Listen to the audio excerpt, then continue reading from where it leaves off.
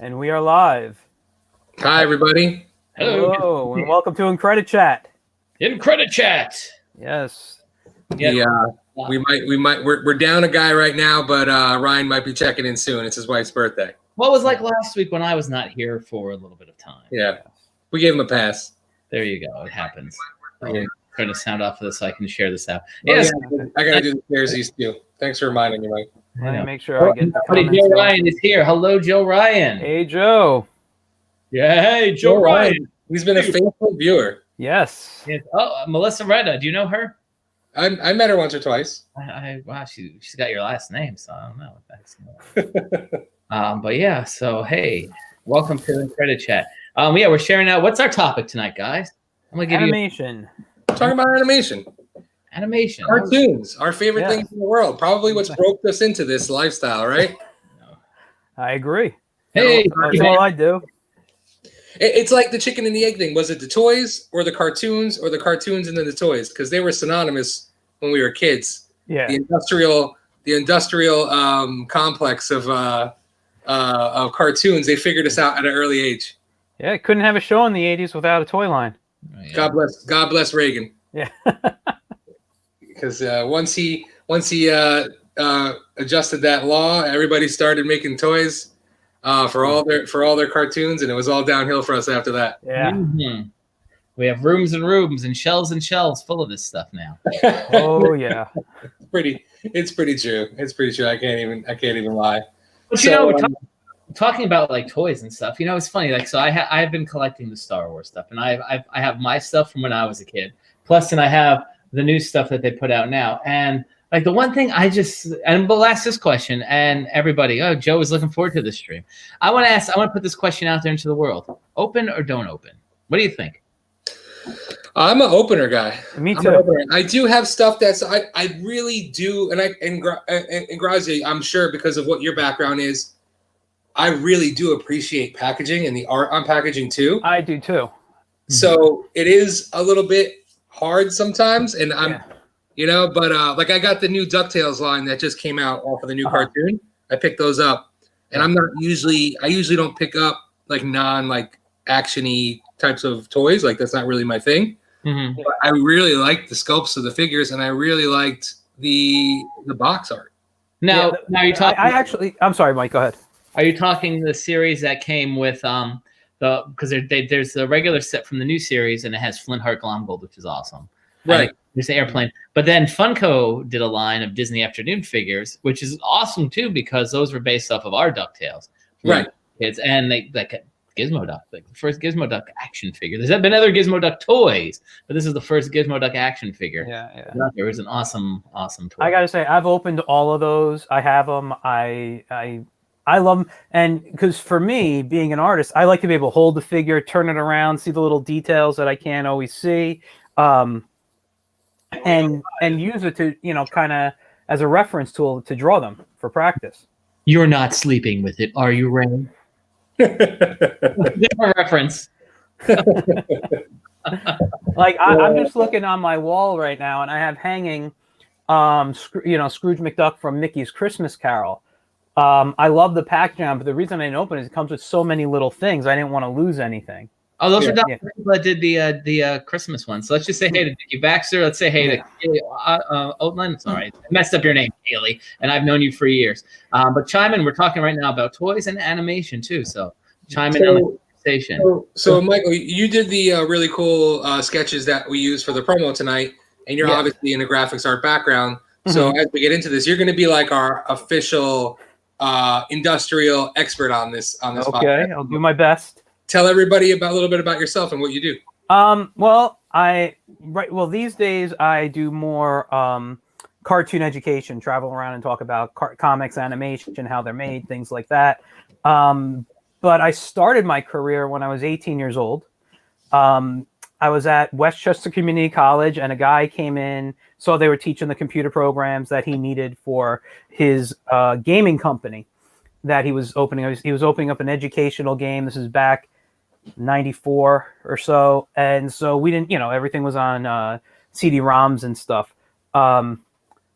And he looked, and what I did back then, I was using a program called Director, and they made games like Myst in there and a few other popular games from that time. And it's really more of a coding program, but I ended up I wanted to be an animator. So I took the cartoon characters I was drawing at the time and animated in there and made them interactive. So I didn't realize I was making a game. He saw my portfolio and he's like, why don't I give you an internship? Nice. So I interned doing character design for him for a couple of months. And then he needed an animator. I remembered what I could do. So he started paying me to animate digitally in those in Director. And we were using things like After Effects as well. And it was all digital, but we did all the drawings by hand. So I occasionally would be on a light box or something. And a lot of that animation was self-taught, from my childhood, things I was learning. And then from there, when I left, I did some graphic design work, but I always did. When the internet started becoming popular and people going online, I did some work for some companies and I worked with some animators, people. No one huge, but I worked and they kind of mentored me and gave me some advice and showed me things, and that's how I started animating. And I animated professionally on and off really until 9/11 happened. 9/11 as an artist, yeah, I mean, it was terrible. I mean, I can still remember, I'm sure everybody's one of those things like, where were you when Kennedy was shot, when people were alive back then, But for me, as an artist, and this happens anywhere, last to be hired, first to be fired. I mean, if a company's doing well, they're going to pay you and they're going to hire you and they're going to do everything to make sure they can use you to promote their stuff. If they're not doing well, you're out the door. So, yeah. And it's still like that. And during this time right now of being quarantined, a lot of artists I know have had that effect on them. A lot of people have lost work because there's no work to do. Right. I'm sorry, what? You're right. I was agreeing with you. Okay. Sorry. So, it really is kind of crappy. So I've animated on and off. I even started teaching animation because I knew the business was going to start going down after 9/11. I was losing freelance work. So I went into education to teach at a college, and I ended up teaching things like storytelling and computer animation using programs like back then it was Flash. I think Macromedia owned it at the time. Now became Adobe Animate. So I was teaching those softwares. I was teaching the entire Adobe suite except for Dreamweaver because I hate web design.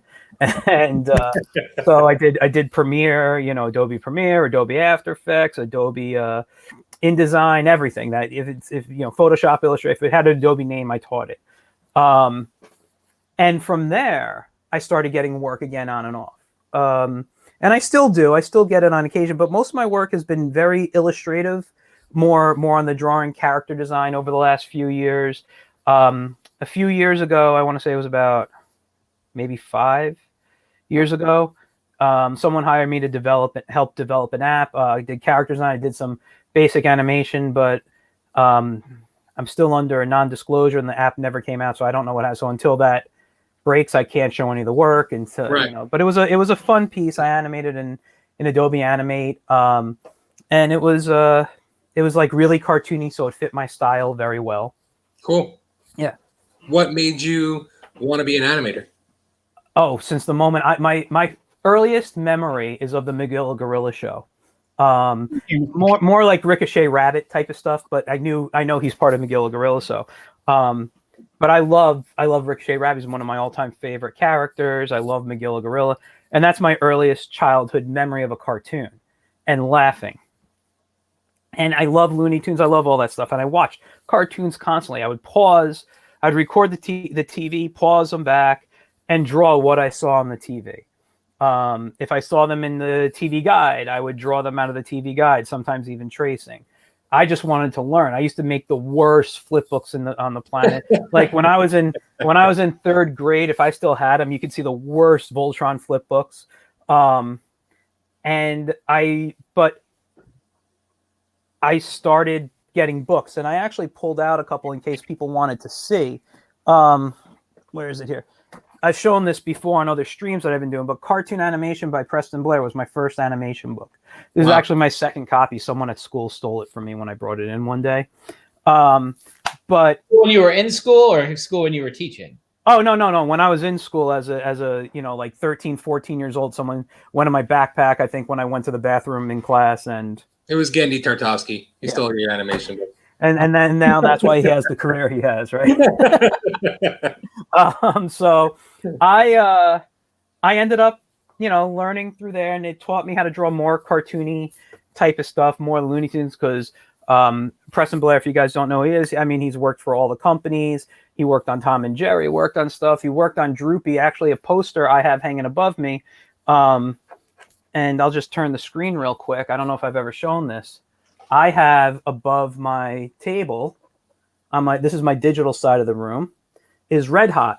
And that's her dance pose from the Droopy cartoons. Oh, wow. And that, so it's hard to see. I got a little shine in there. But, it's one of the best animated dances, sequences, in my opinion. I love Tex Avery, but Preston Blair animated that. And, sorry, just adjusting now. But, and he wrote the book, so how bad could it be? And then and I think that's what it is. I mean, I've talked about this in other podcasts. I don't want to go into detail here, but when I was a kid, I was bullied. The things we love now, we were geeks and we were the target of bullies as kids. I don't know if it was that way for you guys, but for me, it was. A little bit. And I ended up not really hanging out with people and focusing on my work, that at 18 years old, I was at a level I can get a job working, I love walking around. I still live in the town I grew up in. Mike and I went to high school together. He graduated a year before me. But I'll walk around and I'll see kids that bullied me in high school wearing X-Men t-shirts because I used to read X-Men when I was a kid, and I just think it's really hilarious. Oh, it's hysterical.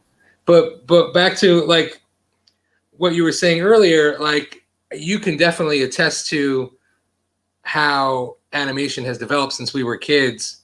Oh, yeah. To 2D cell drawn animation and to what it is today. And even another form of storytelling. Like I remember I met Mike, actually, ironically, Mike and I had art class together. Okay. And we used to me, you, and another friend of ours, Kevin, who you met, Kevin Colazo, who's a really, really talented penciler. Amazing. And the three of us, we used to love to draw. And like Kevin used to always draw like really anime inspired type characters. I would draw like very traditional American style superheroes. Mike used to do a lot of like more of the traditional animation. He would draw cartoons like Bugs Bunny, Disney characters, that kind of stuff. We do. And always Scooby, I know. Right. We used to always kind of go back and forth and kind of like, but you're right, like that type of art and that type of passion, it's not as well accepted as it is today. Like if you were drawing cartoons, and we're only talking 25 years ago. Yeah, about. We're talking an eternity ago. 20 years ago, we graduated. What, 25 years now, Mike? About 25 years for me. Yeah. So, it's funny how things have changed so rapidly, and the things that you have hanging up in your room now are so recognizable by just everyday folks. Especially like superpowers and superheroes. With what the cinematic universe of the cinematic world has done. But a little bit of what we're going to talk about tonight is like your opinions, both of you guys who are very big in that world, not just professionally, but also as fans. What you feel like, how things have gone. Like you don't see hand-drawn animation anymore. You do on occasion, but it's almost as if it's a it's like an art piece. Like it's purposeful. Yeah, well, I will say there is a term that's been coined. Not a lot of people like it, but it's called tradigital animation. So they're using computers, but they're drawing on things like Cintiqs and stuff. But it's there's no paper anymore. There's no light table anymore. Everything's done strictly on the computer. So, yeah, even like there's stuff that we see, a lot of stuff that I guess most average viewers will like Family Guy, Simpsons, South Park, like a lot of those things appear to be hand drawn. South Park, I will say, is not. It's all done on the computer. They actually use a lot of high end. They render it out at a like that type of style there, that paper cut out style. But the Simpsons, they're still, I mean, things are done on the computer. There's a software called Toon Boom Harmony. That's like the mainstream animation software right now. A lot of companies use it. There's different levels. There's a hobbyist. There's a middle of the road, like student grade. There's like if you want to call it semi-pro, and then there's professional. And they all cost obviously different prices. But it's a fantastic one. You can draw on it. You can do what we call puppet animation in it, which is more like what Adobe Animate does. And the cartoons are being made in there for the most part. There's really no more cells from what I'm seeing. But The Simpsons, Family Guy, they're done overseas. You know, the we do still have animators in America. We have storyboard artists. They create the stuff. The animators may set up like the major scenes, and then it's shipped out overseas, and probably these days just emailed overseas to to other companies to finish for cheaper.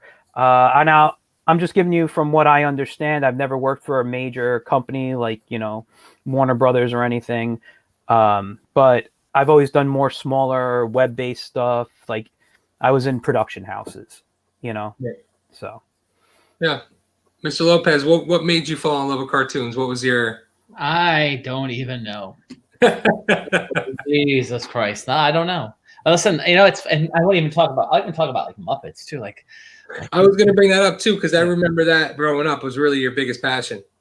But because I don't know what it is. Like, listen, I will sit and I will watch the Muppets, and I'll sit there and I'll be like, what is it? What is so appealing about these characters? Like, I've always found them very appealing too, and a lot of it has to do with, I think, the facial expressions. I guess so, and I mean it's the writing too. I guess like like Hanna-Barbera. Like I'll talk about Hanna-Barbera for instance, because like especially in high school, like Hanna-Barbera was my jam. Between Muppets and Hanna-Barbera are the big things, and I still love Hanna-Barbera. Like there's everything Hanna-Barbera, and like I don't know what the hell it was, honestly. I just like Yogi Bear and his friends. For me, it was Hanna-Barbera too. I remember, as a young child, Flintstones, Jetsons, Herculoids. Like for some reason, I don't know how that just seemed to always be what I was watching, whether it was by accident, what was on TV, I was watching. Maybe my parents were putting that on for me. But I remember that primarily being, Space Ghost. That was really where I really started to really love cartoons.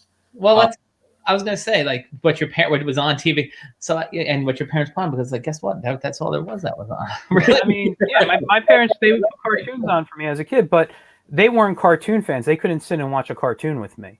Right. To this day, I'm sure they still can't unless one of their grandkids wanted to watch it. It's something I discovered on my own. I love Saturday morning. Saturday morning was my favorite day of the week. That was a special day when we were kids because that was our day. But think about this. Up until the time we were in high school, Hanna-Barbera and Ruby Spears, that was real, and Filmation to some extent, where that was the chunk of Saturday morning. Because I think, and I'm going to say maybe for even the rest of the world, things changed. And it goes back to our conversation we had the other night with Tom Ruger. So, when we were growing up, it was really a lot of Hanna-Barbera. And then it was a lot of reruns of shows outside of whatever. We'll use Dynamite, for instance, or the Smurfs and things like that. There were some new things, but otherwise it was reruns or rehashes of characters that had been around for a long time, and even the Looney Tunes. The Disney stuff was not on TV. Like when I was a kid, thinking of Disney, Disney was something special. Right. Disney was not. Disney was like theatrical animation. They had very special things. Yeah, when we were kids, Disney wasn't. We were still 10 years away from the Renaissance. But so here we'll go to Disney for a minute. So if Disney put out something, you knew it was going to be a very special thing. So when The Little Mermaid came out, you knew it was going to be a special. And then all of a sudden, again, our afternoon syndication changed it all. Afternoons look very different, from maybe elementary school into the middle school era, because in the afternoons, they would show reruns of Ricochet Red. They would show reruns of Scooby-Doo or the Flintstones. Then all of a sudden there was this new show that came on called Ducktales. And then because that was like a big deal because it's like, wow. No, I remember first it was, to me, I remember Gummy Bears. Well, Yeah, no, so Gummy Bears and Wuzzles were Saturday mornings. But did they come first? It was Yeah, like- Gummy Bears was on the Disney Afternoon. It was the first one for a while. well, Gummy Bears started its life on NBC. But yeah, you're right. What happened was DuckTales came and it was like this big deal and the other difference between Gummy Bears and the Wuzzles was we were now using Donald and the boys, like the classic untouchable Disney characters up until that point. And now you like flip on the Disney Channel and there's Mickey running around all the time anyways. But yeah, so it was like this. It was a special thing. And then going back to like our chat with Tom Ruger, then they took a chance with Tiny Toons. And I mean, up until Tiny Toon Adventures, like outside of the occasional rehashed and re-edited together holiday special that they would have on CBS with Bugs Bunny, there was no new Warner Brothers material really coming out at that time. Not even since the original shorts. Tiny Toons was really Warner Brothers' first thing. Then, I mean, that's where we saw Bugs really for the first time have like these cool little specials on CBS, which were like 3 or 4 short. Yeah. And if you watch those now, like I was watching the Halloween one back in Halloween with my son, and like the way the animation, like you see the differences from the classic to like the little like 5 minutes that they added in there, and the Daffy Duck's Fantastic Island and Quackbusters and the Looney Bugs Bunny movie. These were all theatrical films, but they were just chopped up classic shorts to make these films. There was nothing new and original coming from Warner Brothers.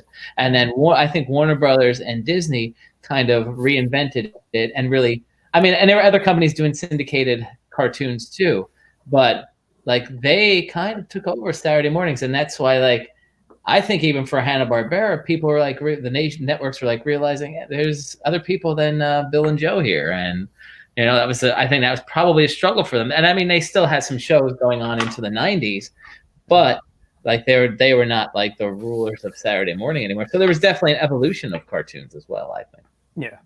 Yeah, I used to remember busting it home so I can get there after school to catch cartoons, because I think you had a little block of between like 3 and 5 where you could watch some cartoons, and that's before even the Disney Afternoon started. I remember watching Mr. Magoo, Pink Panther, Dick Tracy. They used to repurpose a lot of stuff too from like, you know, when our parents were kids and stuff like that. Well, that's like all those shows. You said Pink Panther.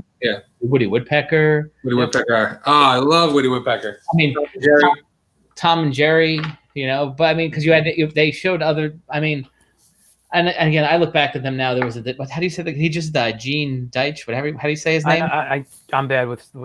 But he had a run of Tom and Jerry. Chuck Jones had a run of Tom and Jerry, and of course there were the Bill Hanna and Joe Barbera ones, for the original ones, and then of course the '70s version. But like that's all everything in the afternoon were rerun essentially. So yeah, but they did bring new stuff when we were kids. I mean, we got G.I. Joe, Transformers. They brought Voltron over from Japan, and you know those shows though. Like Marvel Transformers the movie. See, but then that goes into the whole thing we were talking about earlier with Filmation and Marvel Studios, Sunbow, whatever it was. Yeah, Sunbow, which Marvel owned, or how are they owned Marvel? Whatever the deal was that they had, because that's where a lot of those cartoons came from at that time period. But I don't know. Joe was just talking about. I started watching after our chat last night or the other night with Tom Ruger. I started Freakazoid. What a crazy show! Oh, it's an amazing show. I pulled out the DVDs too. I was watching them, and they go for like they're expensive on eBay now and stuff. I'm like, well, good thing I got them. They're like $5. Jeez. Well, I think when they started hooking us as kids is when they started, you know, doing the toy lines. Oh yeah. You know, and that's where things like Transformers, G.I. Joe, Masters of the Universe. Yeah. And then, you know, as time's gone on, though, we see less of those hand-drawn animation and more computer-style animation. And you see the Disney films now, they're predominantly all computer animation now. They don't. Yeah, but I mean, you know, Disney feature films, I don't know if they're going to be doing any more like I use the term tradigital things. I think they're going to stick to that for stick to more 3D for a while. But their shows, the shows they put out on TV are still what's it called, 2D, or at least 2.5D, if you will. They had some extra dimension to it. Like when we first got Disney Plus, one of the first things my wife watched was the Rapunzel series. That's different. And I gotta say, I haven't watched it from start to finish, but I caught a few episodes with her. And the style, the type of animation, it's amazing. It was a really good show. Rapunzel's actually got critical reviews. Like it gets a lot of positive feedback from adult audiences. And the movie Tangled, well, that's what it is, Tangled, and that's a TV series. I gotta say, I enjoyed it for what it was, but I felt like if you look at it, they just reused so much things from other movies. Yeah. And what do you got there? The series? Yeah, there's 2 of the DVDs. Before Disney Plus, we got these. Yeah, Disney Plus. I love it. I'm on it almost daily. So. Yeah, I really liked Tangled. I really appreciated. That was one of the first. I mean, it wasn't one of their first computer animated movies, but it was like the first. This is going to be our house style of computer animated movies. I think. Like. Yeah. Since then, we've had Frozen, we've had Moana, we've had Frozen 2. Yeah. The big outlier, that's a great one. We'll get to the Clone Wars. Is that the 2D one or the? Well, he did. Well, the designs for the 3D were based on his. No, this was the Cartoon Network. Yeah, the one that was like 5-minute bits that were all supposed to be. They're the best parts of the prequels. Yeah. So, but yeah, I mean, Wreck-It Ralph being the outlier. Did you know? Is this true, Mike? The first ever theatrically released Disney sequel is Wreck-It Ralph 2. That sounds like that's wrong. No, but in theaters. Theatrically released. It was in theaters. What? Jungle Book 2 was in theaters. Return to Neverland was in theaters. Okay. I don't remember them. I don't remember those at all. I mean, I have them on DVD. I've watched them. I'm just saying I don't remember them being in theater. Yeah, no, those ones went to theaters. Those ones went to theaters. I do remember that much. Interesting. And maybe a word for a long run, So, but I'm trying to think of any other animated films. Well, Wreck-It Ralph is the outlier there. It doesn't have that house animation style, but Wreck-It Ralph feels like it's almost adjacent to Disney as far as, well, in the second one, they actually have the princesses in it, but as far as like the storytelling and stuff, it doesn't really kind of go in there. Which, let me tell you, I talked to our buddy Diane Alito about that. And I'm sure everybody, like, Jesus Christ, they could just print money if they just made a princess movie like that with them like that. Jesus. Yeah. Oh, a Princess Avengers? Like yeah, how they were named in the movie, exactly. Yeah. That. You know how much money that movie would generate. Disney, you want to be saved? After this COVID thing, start working on the princess. They should have Princess Verse. Tales of the Princess Verse. The princess movie right now. They do that in the comics. They have. I don't know if they're still doing it, but they were putting out Disney comics and they were princess stories, and they just mix them together, I believe, right? No, they don't cross over. They're like, they don't. Oh, they're just mixed in the book together. It's like a Walt Disney Comics and Stories kind of deal. Yeah, no, we have a few of those here. I have a few of them somewhere. Yeah. Disney, listen, you want to save yourself from bankruptcy? Make the princess movie. Yeah. They'll be fine. Give me $1 million. That's all I want. You'll make billions. Give me $1 million. I'll take 100,000. I'm cool. Give me $100,000. You get my idea. I'm sure someone already had that plan there. That's cool. Are you looking forward to any Disney projects that are coming out aside from the Marvel Universe? Honestly, I gotta be honest. I'm not. There's nothing I'm really looking forward to right now, even including in the Marvel Universe at the moment. I get more excited when it's closer to release, because then I'm really looking at stuff and I'm paying a little more attention to it. When it's far back, I don't really look at the things. I don't get excited. I may watch a trailer, but that's about it. I belong to so many Facebook groups. I get animation newsletters. If they appear somewhere in there, I'll check it out, but I don't get excited until like a week before release of things. You think we'll see any theatrical released 2D drawn I do think that's No. still around. We're still going to see it. I don't think it's going to be as prominent as the 3D stuff because, kids today, they don't. It's hard for them to look at anything that's not 3D because all the stuff that's made for them are primarily 3D. I have a 4-year-old nephew, and there's some 2D stuff he watches, but Yeah. the majority of the stuff he really gets excited about, are 3D shows like. What is it? He's not into it anymore, but he used to love like Mickey Mouse Clubhouse, which is 3D. I think, what is it? There's a Paw Patrol, which has a very 3D look to it. All those shows, they're attracted to that. There's some really beautiful movies out there, like Frozen and Frozen 2. Those are gorgeous looking movies. I haven't seen Scoob, but it looks like it's going to be out tomorrow. Yeah. Midnight. Ready to go. I'm going to ask a question here. We mentioned Mickey Mouse House. Do you I feel this way, and this is probably people are gonna like kick me for this one. I think Mickey Mouse Clubhouse. It's great that Mickey's out there, and there's so much Mickey content now. I think it cheapens, for me. It cheapens Mickey. Mickey's sold out by doing a weekly TV series now. Okay, I can understand that. I mean, I would prefer to see him in shorts. Mishka Mushka. Yeah, he does wear shorts. Yeah, what? He wears red shorts. No, I'm saying I'd like him in the new shorts they do that has that new style. I don't like those either. I think again those cheapen it too. Honestly. See, no, I like those. I think they're fun. Goofy, I know a lot of people complain about. I don't have an issue too much with Goofy in that because they just gave him a very awkward look. But they tried to modernize the original style of these characters. Fan of the show, Dickie Baxter just realized that Goofy was a cow this week. He's not a cow. He's a dog. Goofy's a cow. No, he's not. Look it up. He's a dog. He's not a cow. Who said Goofy's a cow? Vinny, are you serious? Yeah. No, because his girlfriend, or that they lean towards, is Clarabelle, the cow. And horse collar. What the heck's wrong with you, Jesus Christ? No, but they have teamed them up as in some cartoons. Watch the shorts. Watch not the new ones, but the older ones. They've done it. Clothing. Yeah, hold on here. I'm gonna just read it right now. Is Goofy? Oh, look, Joe Ryan agrees with me. Thank you, Joe Ryan. I think it cheapens Mickey. I think it does. Cow. Mickey Mouse Clubhouse has been out for a long time now.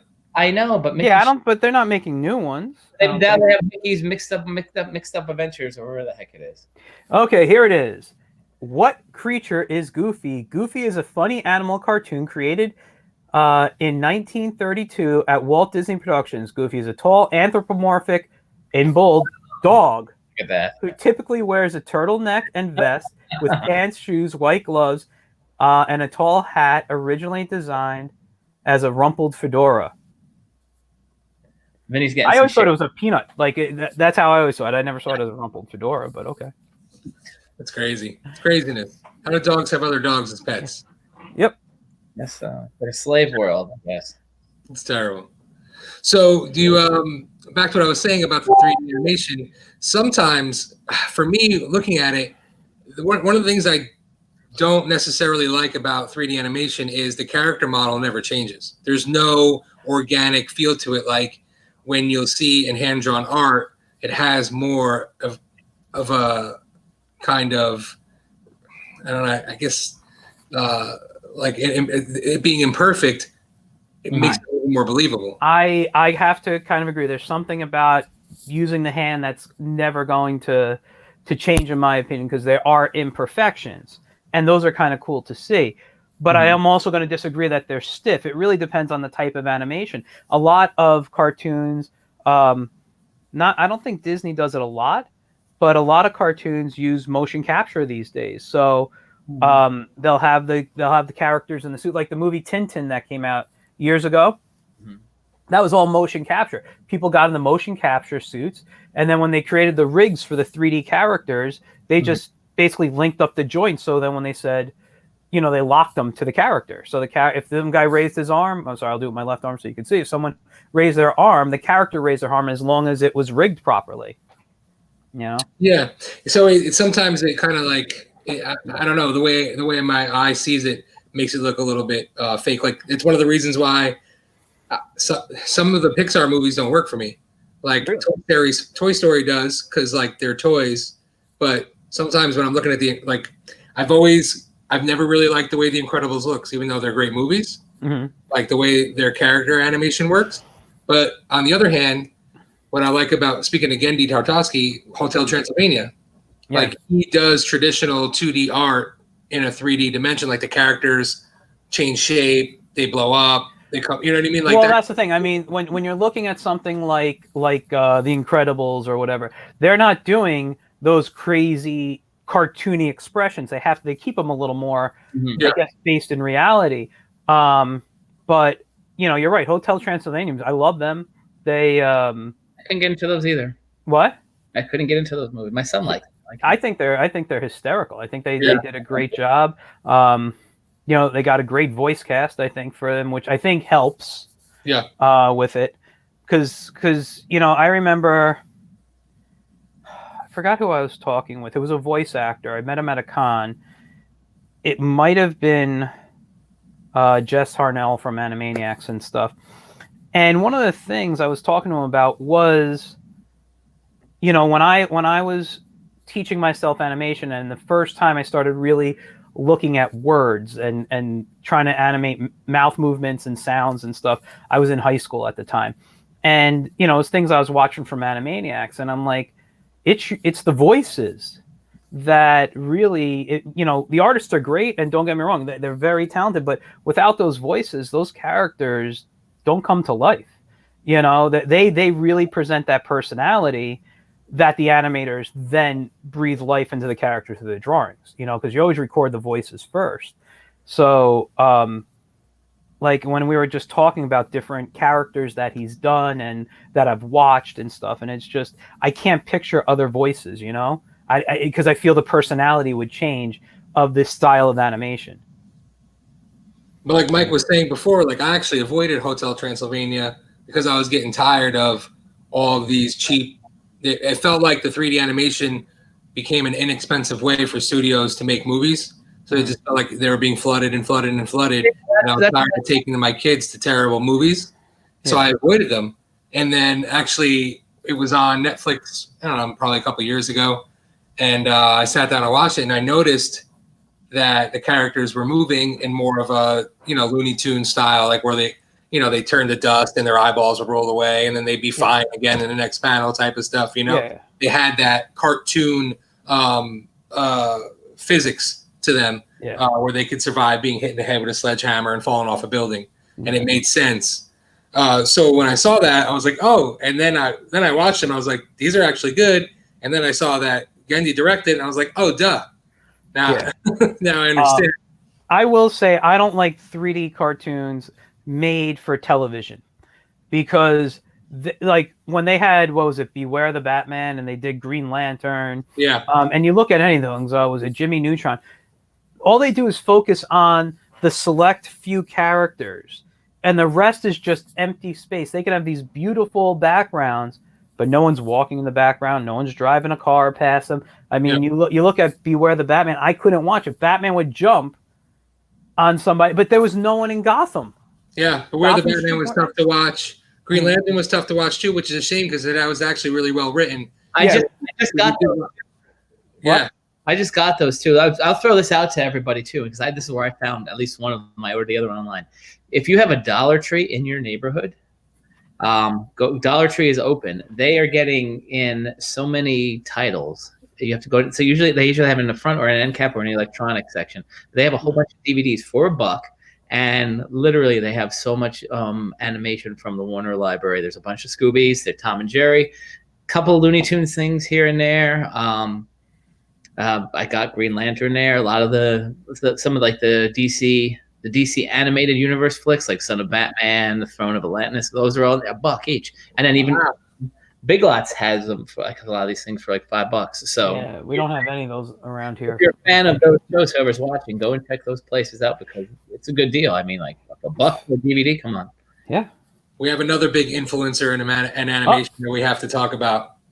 Hold on. I see Ryan's joining. Oh my God, Ryan's joining in. Hello. Hey, gentlemen. Did I leave you down there for a while? No, like a half a minute, maybe. Okay, because you were hiding behind one of the like devices that I have to click on, so I couldn't see. Yeah, no, it was taking me for some reason. My computer was having a hard time starting up. So, but here I am. I love Ryan's background because he looks like he's on CNN, like he's like some kind of advisor on the topic. He's got his bookshelves behind him. It's great. It's amazing. I was gonna rearrange them to put, like my top shelf books are up here that you can't see, and then these are all like the Batman shelf here, and then this is all the classic stuff. I actually just got Brian Vaughan's Paper Girls. Has anyone read that? Yeah, it's really good. How'd you like that? Yeah, I got that. It's only like 6 books, so Brian I just got that, and I finally got the last Moon Knight graphic novel, so do some reading. Brian Vaughan is so annoying because every time I read anything he writes, it's better than the last thing he wrote. He is exceptional. I mean, obviously, Vinny had turned me on to Why the Last Man Standing. God knows how long ago, right? That was like almost 20 years ago. Was it that long ago? 15 years ago? It's like 15 years ago. Yeah, that was a long time. Just fantastic. And then Saga is great. I've only read part of that, but that was awesome. FX has been flirting with the Why the Last Man series for a while now. For like 10 years, yeah. I know HBO, I think, had the thing for it. But anyway, so not to change the subject, what are you guys talking about? Actually, before I just want to change this, I do want to change the subject for one quick second. Just big news that came out today, because I'm just going through some news feeds as well. Does it have to do with Rosario Dawson? It does not. But one thing, and this, I mean, maybe we're talking about Disney stuff. So apparently, the huge successful Frozen Broadway musical is not going to reopen on Broadway. Yeah. Oh yeah, no, I already heard that. Which sucks, and it's cool because Ciara Renee, who I met, she played Hawk Girl in Legends of Tomorrow. She was like the first dark-skinned Elsa, which was kind of great actress, and she was cool. But in regards to her in Legends of Tomorrow, so the CW announced today. Well, first of all, Stargirl's coming next week, and then from what I understand, Swamp Thing was picked up by the CW, but they're not making new episodes. They're going to show, I guess, season from DC. Sounds like they just need some content, and they have a show sitting on the shelf there. It makes a lot of sense. Well, because what they had said then is they announced it today. So in January, Flash, Batwoman, Black Lightning return, as does Riverdale, and then. So Superman and Lois, I think, was is announced for January as well. Superman and Lois is January. Supergirl is gone for right now, but also because Supergirl is having a baby. And then Legends is not returning as of yet too. So interesting. And then Katie Keene, I guess they're waiting to see how that does. And these are all the shows. Supernatural in the fall, and then Katie Keene, they're waiting to see what the streaming numbers are like. Did you say Supernatural's returning?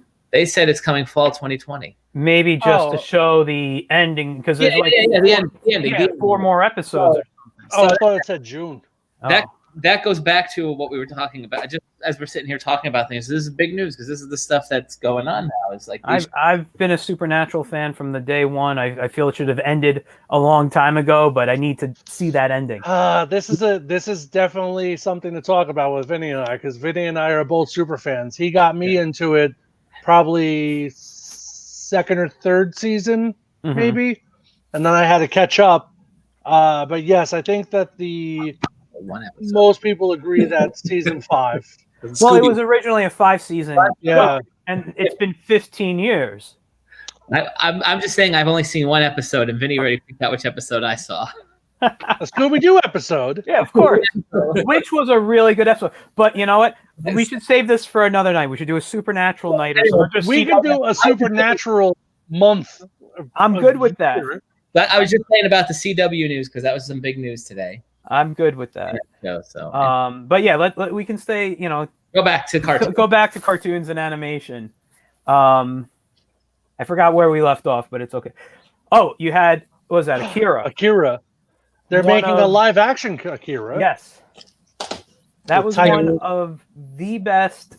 That might have been one of my first introductions to anime outside of like Voltron, and Battle for the Planets. What's amazing about this is how it still holds up today. Yeah. It wasn't my first, but it was certainly one of the first where I was like, wow, You know, this is serious business. This isn't just cartoons. Well, it was my first like real anime movie. Yeah. You know, and I probably saw it edited. It was on the side. You remember Sci-Fi Channel used to do a lot of like have anime blocks? Yeah. Yeah, and I saw Lensman on there. I saw Akira. I saw a bunch of stuff. Yeah. And I just Akira really stuck out. It's usually the motorcycle image that sticks out so much, but yeah, that movie was fantastic. There was definitely like anime or anime influences in our childhood we didn't really know about. Like, I loved Robotech. Yes, Robotech. And I had no idea until later on in life what that really was. You know, obviously Transformers, all the character designs were based off of Japanese toys. Yeah. Well, you saw the toys that made us how that all came about anyway. Right. Yeah. And then Shogun Warriors, Voltron, like those cartoons. And there was other stuff too. You know, I would say probably my earliest introduction into so my earliest introduction into serious animation was Watership Down, undoubtedly. That was like, oh yeah, we got to ask you what got you into cartoons. You didn't get the introduction. That was like, I remember being whatever I was, 5 years old, and my mind was blown about rabbits ripping each other's throats out and stuff. I was like, holy shit, you know. That was on like so we were just talking about the CBS specials before. That would air on CBS over like 2 nights. And you know, but if there was a cartoon at 8 o'clock at night on CBS, it was like Garfield or Peanuts or Bugs. Well, I would say Down would be on then and be like, I would say my second, Heavy Metal was another one, but my second, I think the thing that made me love animation, and it's not necessarily, you know, cartoon animation, was all the Rankin Bass stuff. So all of the Christmas specials, but then also like Lord of the Rings, and you know, Thundercats was a Rankin Bass thing, and you know, so Silverhawks was a Rankin Bass thing, I think, right? One of those other shows was. So that was something that really got me into it. But yeah, totally. And then also the Ray Harryhausen special effects stuff. So like claymation and that kind of thing. Raisins? What's that? The California Raisins? California Raisins, yeah. What was his name? Will Winton. Winton, yeah. So, you know, that definitely got me all into it. But as far as animation goes, certainly I remember watching Akira, like I said, and being blown away. Barefoot Gen was another one I watched when I was young, which was about a little kid after Hiroshima gets bombed, just surviving in the streets with other like animals and stuff like that. That was a really good one. And Black Magic 66, Vampire Hunter D, like those were all Ninja Scroll. Those were kind of all those like those first step serious anime movies, beyond obviously watching things like my favorite cartoon of all time, G.I. Joe, Transformers, Cops and Crooks. I love that show. You know, I mean, you know, there was tons of animation, but really, and obviously Bionic 6, and obviously the Bionic you can't not mention Disney. I mean, like Robin Hood is one of my favorite animated movies of all time. Good one. So like, you know, and I watched all of the Cinderella and all that kind of stuff, but really like Robin Hood really pulled me in. The Black Cauldron really pulled me in. Fantasia really pulled me in. Ichabod and Mr. Toad pulled me in. You know, so definitely. I mean, like Vinny has said this before, and I've certainly said this. We've said this with Zennial AF, is that we lived. You know, we grew up in a golden age of pop culture, especially pop media. So animation, we were, you know, our generation is lousy with awesome animation in the best way possible, you know. And just the thing too, that things like the Flintstones and like those Rankin Bass cartoons, like my parents watched the Rudolph and all that kind of stuff when they were, you know, young teenagers, basically, is when that came out. So like, you know, that it was really limited for them. And then all of a sudden in the 70s and 80s, it just exploded, you know? Yeah, but cartoons also changed. When cartoons were originally made for television back in the 50s and 60s, they weren't targeting kids until until they were getting that Saturday morning thing. And then cartoon, you watch the original Flintstones or Yogi Bear or whatever, and they're still writing as if they were writing theatrical. It's for everybody, adults, whatever. And then when you get into the Saturday morning cartoons, like with Filmation doing Superman and Hanna-Barbera doing Space Ghost and things like that, they were a little more geared towards kids. And then, and then the 70s was all kids and 80s. Right, because the Flintstones was essentially a sitcom. I mean, it was the Honeymooners. Yeah, exactly. Essentially. And also, like, historically, just the, sociologically, right, the way our parents' generation, the baby boomers grew up, they were the first, like, generation of kids, of teenagers. Before them, my grandparents, that were born in the 1900s to 1920s, right, the greatest generation, they worked when they were kids. They went through the Depression and the Dust Bowl and World War I and World War II and everything. They worked. They built this country, basically. They built the middle class. Then in the 50s, right, kids were allowed to be kids. They went and they got Corvettes and nice muscle cars and they drove. Our parents invented childhood. Essentially, our parents invented childhood, and our generation perfected childhood. Right. So, like, so our generation doesn't want to let it go. Well, and so what happened was, by the time it was like a sociological experiment with our parents' generation, that there were companies that were saying, "Wow, we could make a lot of money advertising to kids and getting them to go to sock hops and this kind of the other thing." And then by the time they got to our generation, it was full-fledged in the 80s. Well, they made it illegal in our parents' generation, and then they made it legal again for our generation. And it became all of those hippies became yuppies, right? And they were like, "Oh yeah, we're going to make some money off these people." And it was like commercialization. That's one of our curses, that we were heavily capitalized and commercialized. So that's why all of us remember the best part of waking up is Folgers in your cup and all that kind of stuff, because that was real. I mean, that was big then, but it was perfected with us. It was heavy with us. So it's an interesting dichotomy that we're gifted, but at the same time we were somewhat brainwashed. Yeah. But hey, I still love G.I. Joe, so it doesn't. Ryan, I'm not complaining. We were talking about some animation stuff too. Another question we were kind of poses: is there anything coming up in the near future that really excites you animation wise?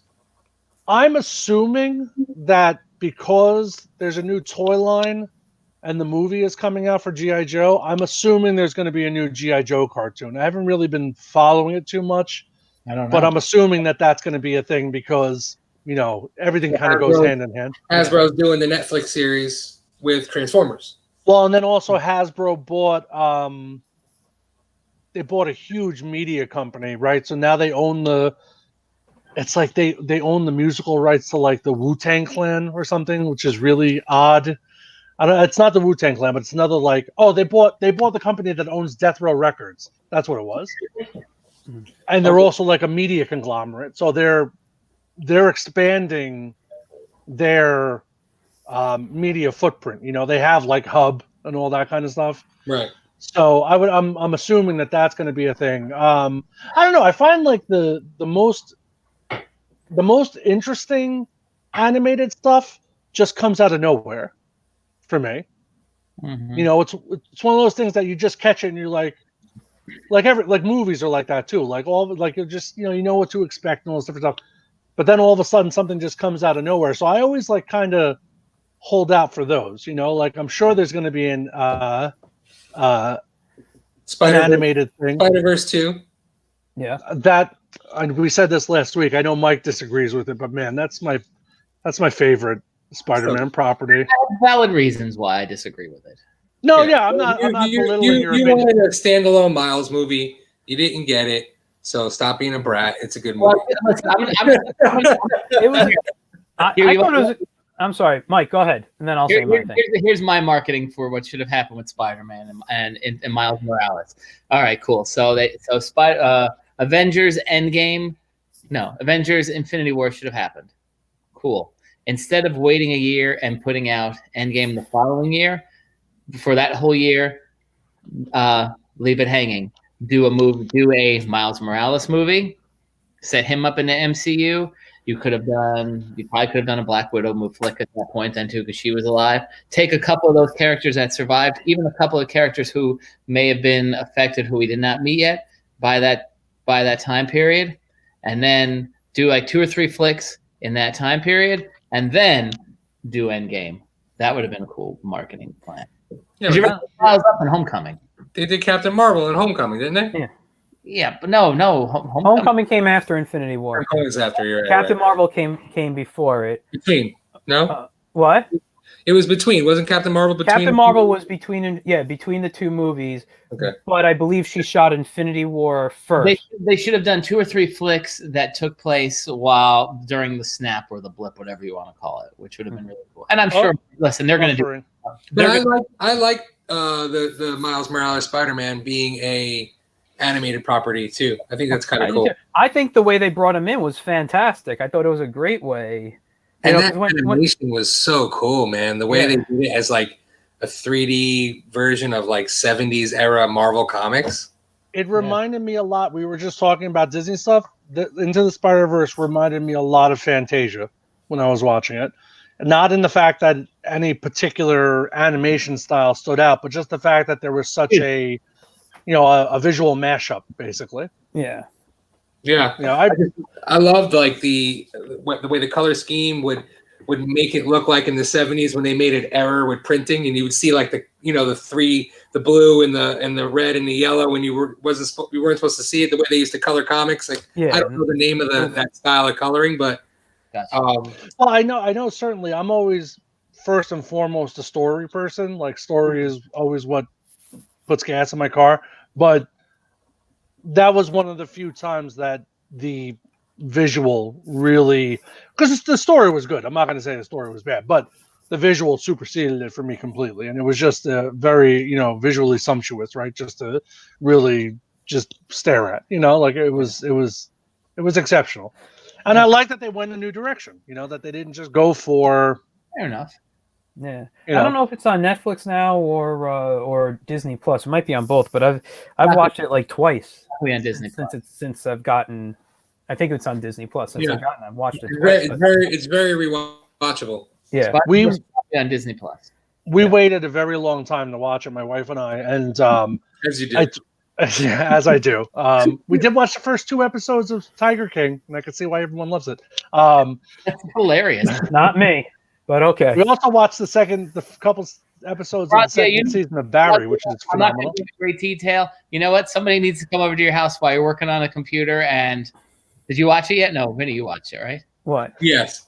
You know what Tiger King is? It just lets you turn your brain off, man. What? It just lets you turn your brain off. Turn something on. Get a nice stiff drink and watch Tiger King, man. You know what though? You know what the one thing I said? I'm sitting there and I didn't say it to my wife because I don't want to depress her any further. But I'm sitting there watching it and I'm like, man, what have I done with my life? Like, look at this guy. This guy is, for good, bad, or indifferent, man, he has done something with his life. He got committed murder. Yeah. Hey, everyone goals. Attempted to commit murder. Sorry, allegedly. Well, listen. Are you trying to say I haven't committed murder, Vinny? I'm very disappointed in you. Wait till you get to the funeral scene.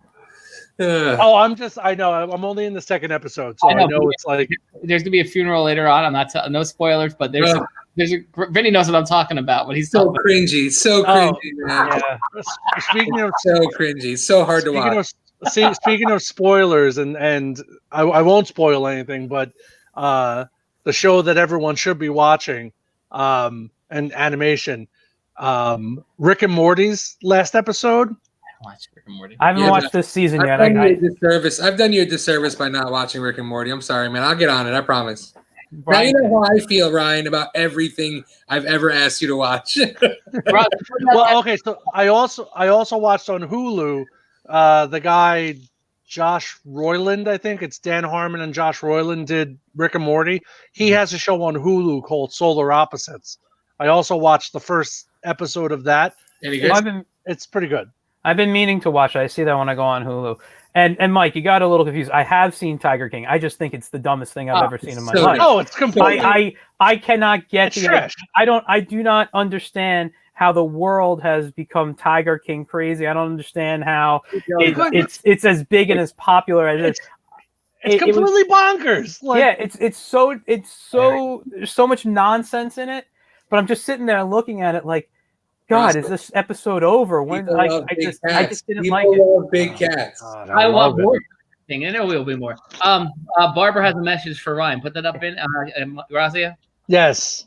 Show right there. Yeah. Yes.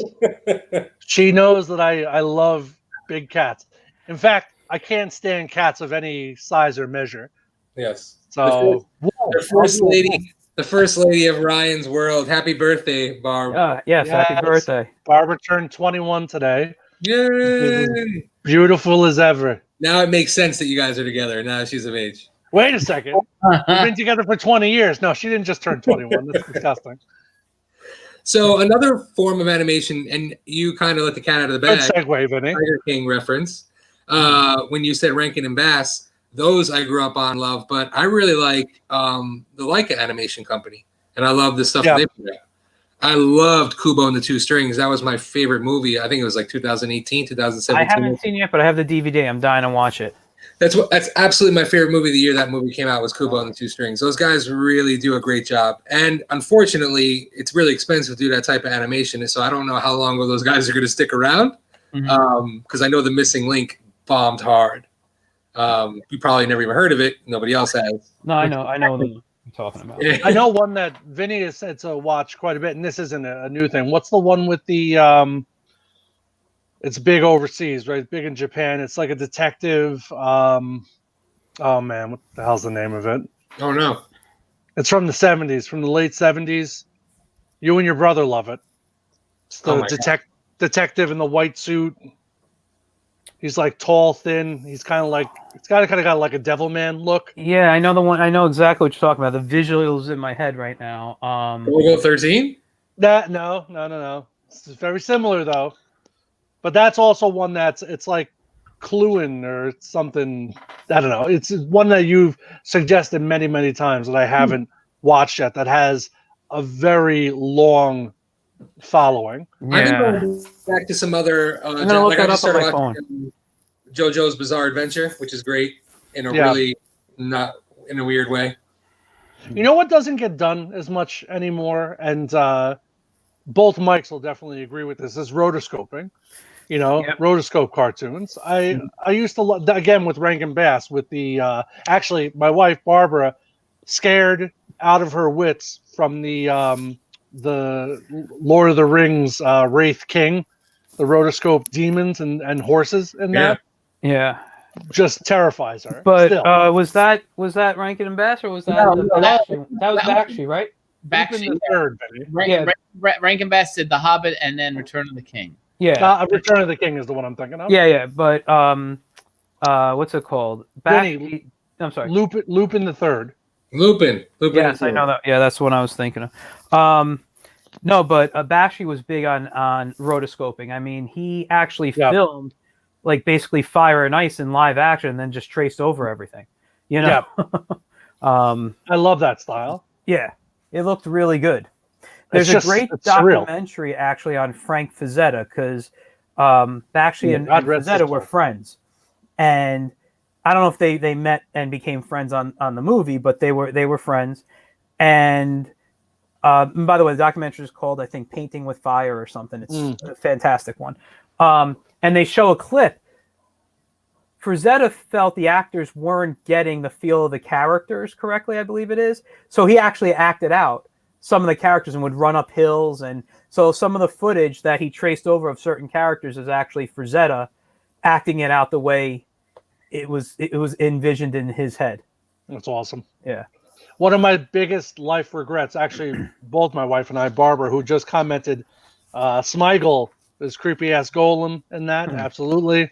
And Joe Ryan brings up Wizards, great Rankin Bass animated movie, Mark Hamill. And then also Barbara brought up Cool World, also very cool. But But one of the things that we regret to this day and will forever, because Frank Frazetta is now no longer with us, is that he has his museum like an hour away from here, and we never went to go visit it. Let me tell you something. It is. I've been to it. I think it was last year or 2 years ago. I went on a family vacation. And it was really for my nephew. We took him to was it Great Wolf Lodge, I think it's called, and it's about a half hour to 40 minutes away. So like everyone's like, "What are you going to do today?" I said, "I'm going to the museum," and I just took the car and I went to the museum. And I met his daughter-in-law and his grandson. Nicest people you'll ever meet. There was only maybe another couple walking around. You see, they rebuilt. I don't want to say rebuilt, but reset up his painting area within the museum. You see original drawing because he was a cartoonist. Not many people know that he drew comics. And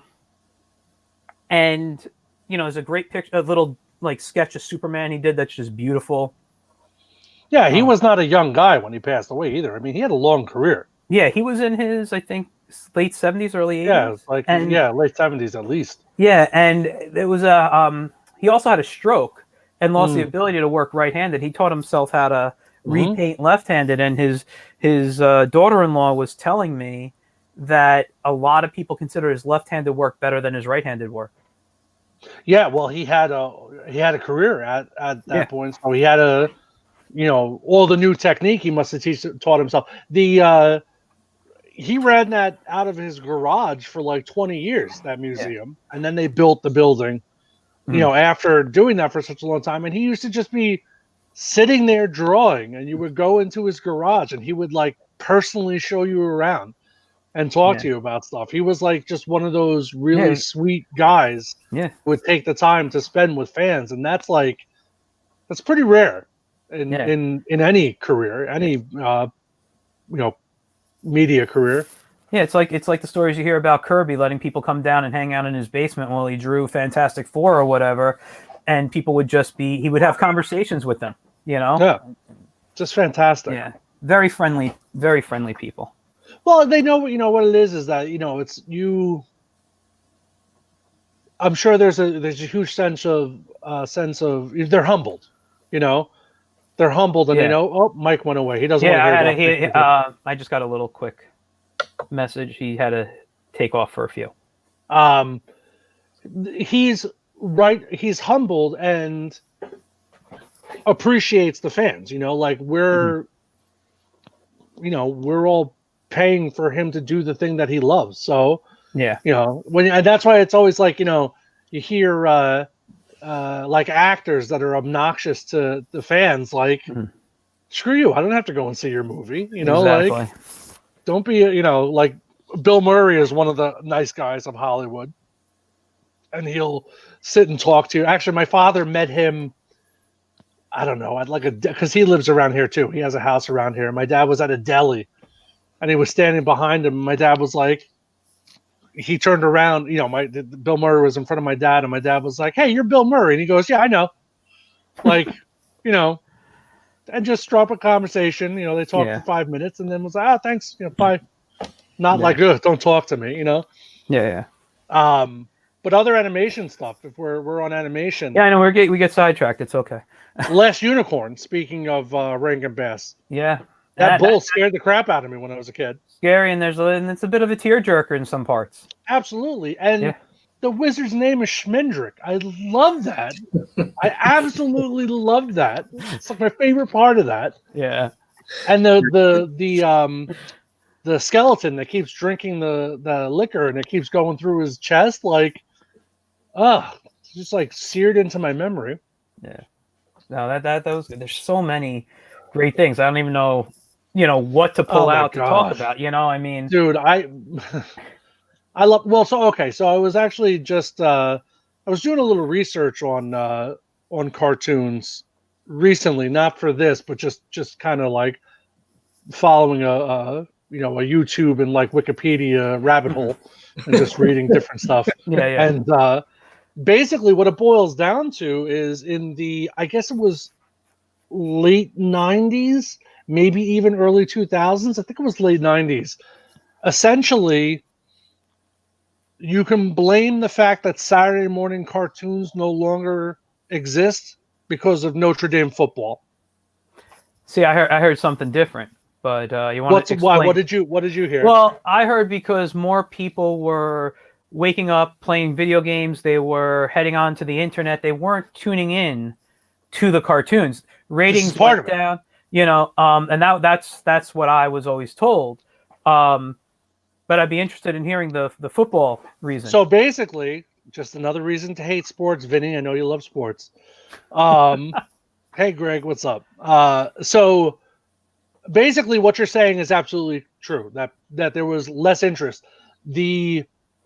One of the two main things that stopped it basically were that cartoons are incredibly expensive to make, which you know firsthand, Mike. Yeah, incredibly expensive to make, and they have their they weren't making any money off of merchandising. Not merchandising, but advertising and commercials during cartoons, because I could go to my parents and say, "Oh, I want this toy," and blah blah blah. They're not going to buy it because I'm watching the cartoon and I'm watching the commercial, not them. Yeah. They switched all the television networks. I think specifically was Channel 4 switched to football because they knew adults would be watching the TV at that time, and they're going to be buying the Subaru that there's a commercial for, and the Budweiser there's a commercial for, and the this, that, and the other thing there's a commercial for. So essentially, it was that it was too expensive, and that there were other means of making money. So it was a combination of greed and lack of interest, essentially. All right, hold on. I'm bringing Mike back. He just waved to me.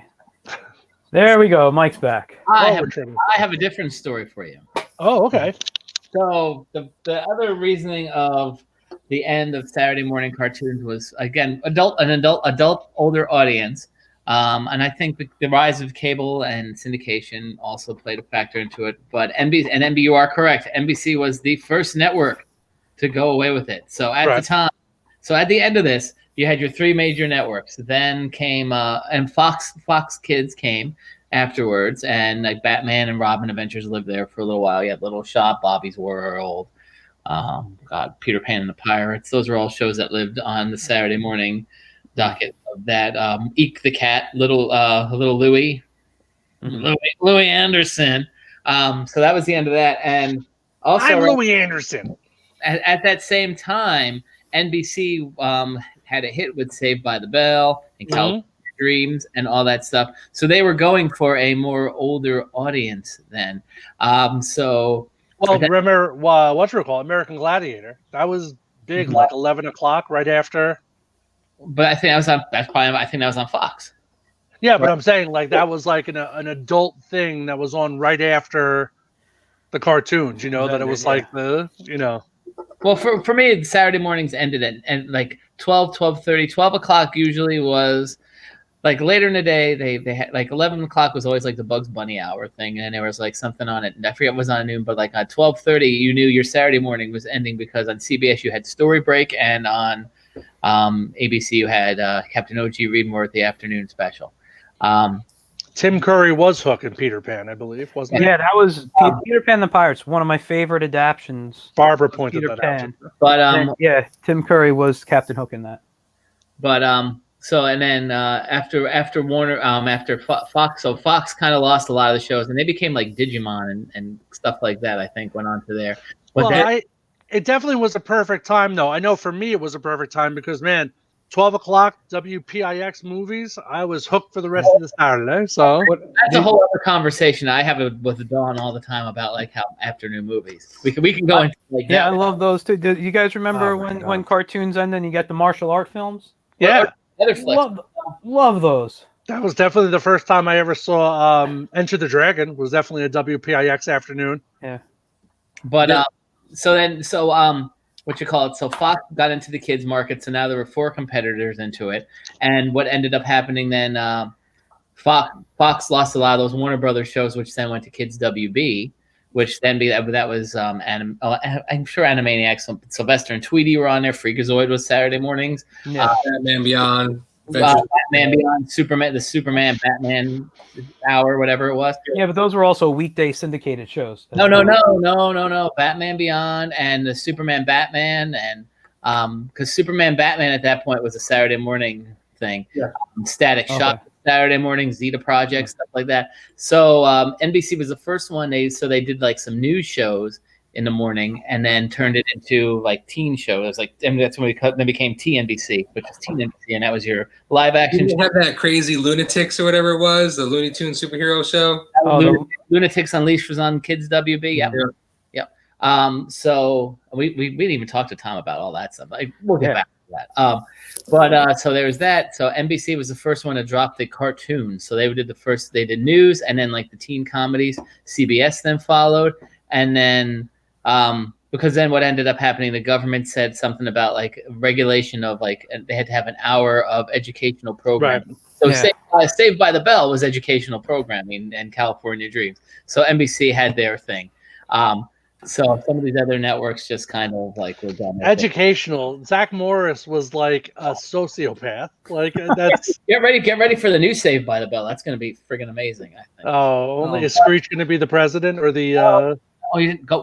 Google the trailer. The trailer. I have no interest. You didn't. I'll give you the quick. The quick storyline is Slater and Jesse are now are married. And Slater's the coach at Bayside High, and there's a influx. And after Jesse's short stint in Las Vegas as a stripper prostitute, there's a new principal. What the hell is the guy's name? He was in a lot of the Belding. No, but Belding's not in it. The new principal. He's dead. No, he's alive. The new principal. He's really funny. He's in a lot of the Christopher Guest movies. The little guy, I can't think of his name offhand, but if you know who I'm talking about, if you saw like Best in Show and Mike. I want it to be Fred Willard, but it's not. He's not a small guy. I can't think of. I know who you're talking about. He's been in a lot of flicks. He's a funny comedian. Anyway, so he's and they have a child. So the dilemma of Saved by the Bell, the new series, is that there had to be some school closures in California. The governor had shut down a bunch of schools, so the Gavin Newsom. Oh, Kevin Newsom. Gavin Newsom, the bastard. Isn't he the governor? No. Oh, no, the governor is Brown, right? Well, not in the Saved by the Bell universe, it's not. We can only guess who the governor of California is in Saved by the Bell. Come on now. So he shuts down some schools. What, Zach Morris? Is that what you're saying? The governor of California. Oh my God, sociopath! I'm telling you. His son and a bunch of other kids are dealing with all these new kids that are like from like the bad school, and it's like the mix of kids and Bayside. And you know what? The new kids have superpowers. So, anyways, but that's Head of the Class coming to HBO Max too. A new Head of the. Remember that show? I enjoyed that. Oh, show. I loved Head of the Class. I know Howard Hessman or Billy Connolly's involved. I also liked Herman's Head. Speaking of that was a good one too. Herman's Head. Oh yeah. So back to Saturday mornings though. The last network that had cartoons on Saturdays was ABC, and that was the Disney's one Saturday morning because at that point, Disney had owned ABC. So it was Darkwing and Goof Troop, and then they showed Recess was there, Pepper Ann, Disney's Doug, which was the revamped version. Oh yeah, I was way out of it by then. They threw Lizzie McGuire as educational TV and stuff like that. Yeah. No, the only one I think I ever watched when we had that was Darkwing. And you know, Darkwing actually, before it premiered on the Disney Afternoon, ran some episodes on the Disney Channel. Well, they did those test runs on Disney. Yeah, they did. But it had a different theme song, and I'm to this day having trouble finding it. It was slightly different, some of the wording, and to this day I still have trouble finding. I keep looking. So wait, what was your favorite Disney Afternoon cartoon then? I mean, we can take Gargoyles out of the running because everyone's Gargoyles. I think it would. It's a toss-up between Ducktales and Darkwing Duck. I love Darkwing Duck for lots of reasons, but I used to read a lot of Scrooge comics, which were basically Ducktales.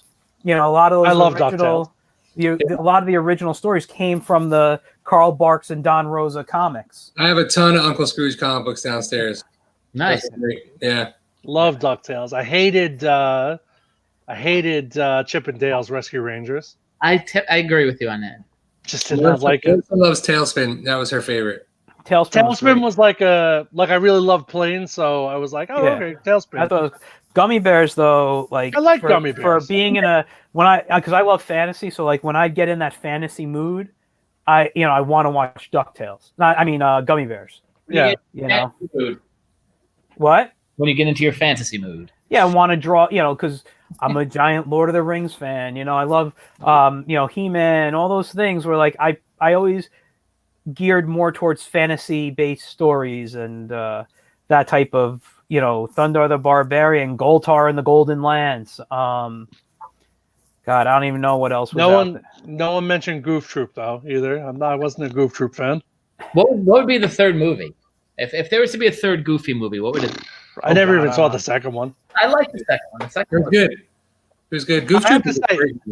I have to say, my favorite Disney cartoons, like classic cartoons, were always the Goofy related ones. Goofy in the Olympics and Goofy, Mr. Driver and Mr. Wheeler. Yeah, Mr. Walker and Mr. Wheeler. Like, I loved all of the when they went camping. When you look at a lot of the original Disney cartoons, like their shorts, they're terrible. They're not that funny. Goofy really was the one that stood out. I mean, I love those. I actually really enjoy Chip and Dale when they go up against Donald. Chip and Dale. Yeah. They were good in the original. Rescue Rangers were, they were okay. I watched it because it was part of this, the block. But it wasn't one of my favorite during that. Although I have to say, I still do sing "Come Along to Cuckoo Cola" all the time. Come along, hear a song. Darkwing Duck was probably my favorite one. Darkwing was probably my favorite one, but I loved Ducktales. Yeah, Darkwing because it was in the Ducktales universe too. Like it was all Yeah.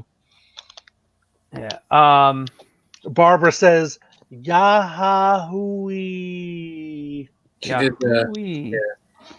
For I don't know which character. Is that a character thing or for what?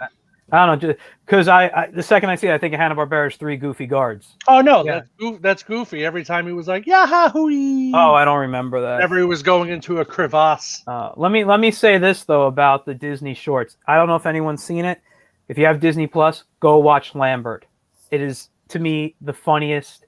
It's about a stork brings an accidentally brings a lion to a sheep. Oh yeah. And to me that might be Disney's funniest short. Yeah, I totally remember that one. Yeah. They're just I collect laser discs and I have I'm ashamed to admit it. I have all of the original Looney Tunes cartoons on Laserdisc, which you can't get them like anywhere anymore. Even the collecteds on DVD, like they omitted a lot of them. And some of them are just so funny. Again, this kind of relates back to what I was saying with our parents' generation. That was stuff that they watched when they were kids. Yeah. And meanwhile it totally carried over to our generation. I'm sad that they don't show those on television. Tom and Jerry, Looney Tunes, and all that for Boomerang and Cartoon Network. Yeah, I was gonna say Boomerang shows them. They're not as accessible, I think. Yeah, if you have the Boomerang app though, they're all on there. For the most part.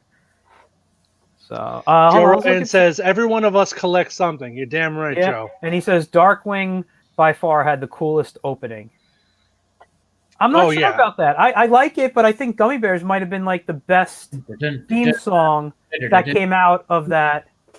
Because I mean, sing them all. I do. To this day, I still sing all the theme songs. Yeah, I sing them all.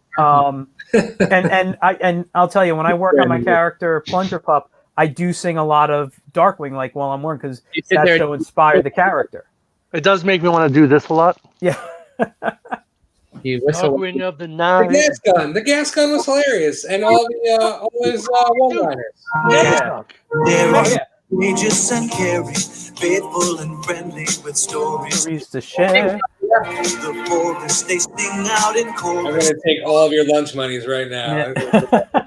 What about Mike? Can you load up the intro to the Disney Afternoon? Step right up and come on in. Oh, if I can't find it, you'll sing it for us.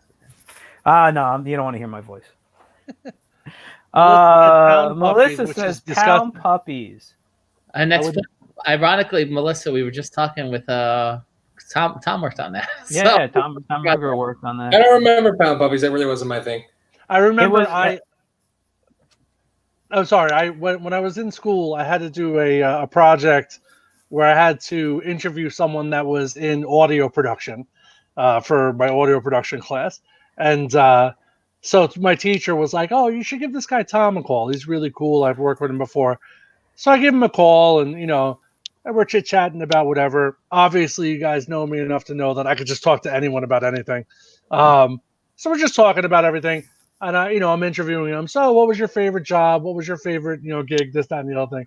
And he was like, "Well, I don't know. I did the audio mixing on. It was a show called Thundercats. I don't know if you're familiar with that. It was like kind of a little show in the '80s."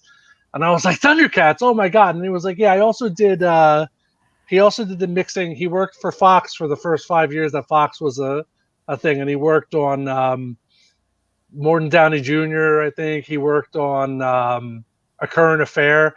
I think he said that he was the one that came up with that vroom thing for A Current Affair. I was like, that's awesome. And he was like, yeah, well, I'm not rich, so. It's funny, we're talking Current Affairs. Who were we talking? We were talking to somebody about A Current Affair. And I thought, We were talking. I think we mentioned it last week. I think last time I mentioned it because I love it so much. Yeah. Current Affair would totally be doing the Tiger King right now. If this was the 80s, it would totally be a Current Affair thing. I found this song. Here we go. It's the Pound Puppy.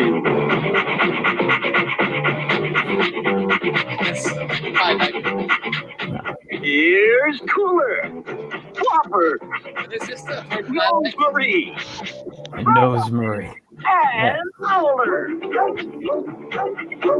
I recently, and when I say recently, it had to be within the last 6 months, watched a Pound Puppy episode on YouTube. I don't know why, but it came up, and I'm like, let me just see what this was like. And I'm like, this was one of the worst shows. What about this? What? All aboard! Oh, Wake up! I'm just an attention-getting kind of guy. Heads up, there's blue. How about this? You like this one? Here's a good one. You know that sound? Well, I know that sound. Oh, the Snorks. Along with the Snorks. Sing a Some song time with the Snorks. Storks was good. The Storks was good. There were some random ones out there that were really good. Bobby's World. Yeah, it was Bobby's good. World was good. Pirates of Darkwater. That was really good. Camp Candy. Good Mighty show. Max. Mighty Max. I don't remember Mighty Max that well, but I remember Skeleton Warriors. Skeleton Wars was good. Mummies too. Alive. Mummy's Alive was good. I didn't watch a lot of that, but I love the designs to that. That Did was you a- like this? Did you Vicky like? Conklin? Vicky Conklin says Fraggle Rock. That's a great one. Yes. Fraggle Rock. Melissa said absolutely. I like Heathcliff. Wasn't Fraggle Rock the first HBO series. HBO series? Yeah. Back on, Garfield had a good cartoon, but it was blocked in with another really good cartoon. I can't remember. U.S. Acres. U.S. Acres. US And I Acres. actually preferred the U.S. Acres to the Yes. Garfield because Me too. I don't know if you know that was a strip that ran. I think it didn't run for long, but it had a decent, maybe 5 years or so in the newspaper. It was a newspaper strip that Jim Davis created, and I actually prefer the cartoon to the strip. here we go. But the cartoon was Ladies and gentlemen, Garfield and friends. Friends are the help you get started. Yeah.